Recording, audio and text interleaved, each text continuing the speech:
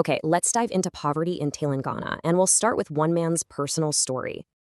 So, this is Ramachari. He's a village carpenter, and his whole life depended on local farming. But then tractors came in. His client base crashed from 40 farmers down to just 4. With no work, his wife had to move to the city, and the family often went hungry. This is what's called chronic hunger, and it's a huge problem for millions across India.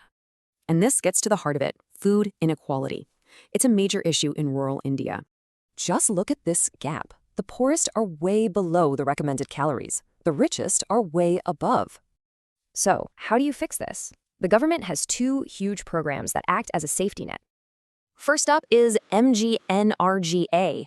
It's a law that basically guarantees people work in rural areas. It's a really powerful promise. 100 days of work, and if they can't find you work, they still have to pay you.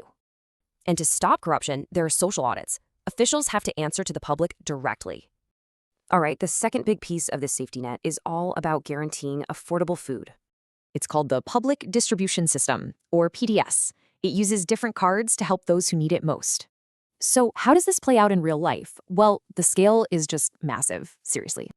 In Telangana alone, the PDS covers over 77% of the entire population with subsidized food.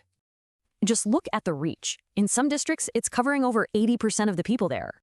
But even with these massive programs, there are still some really fundamental challenges and big debates. At the very heart of this debate is the Constitution's guarantee of the right to life. And the argument is pretty simple. How can you have a right to life without a right to food? Which leads to this insane contradiction: food rotting in storage while millions are still going hungry. So it leaves us with this huge question. If work and food are legal rights, why is poverty still so hard to beat?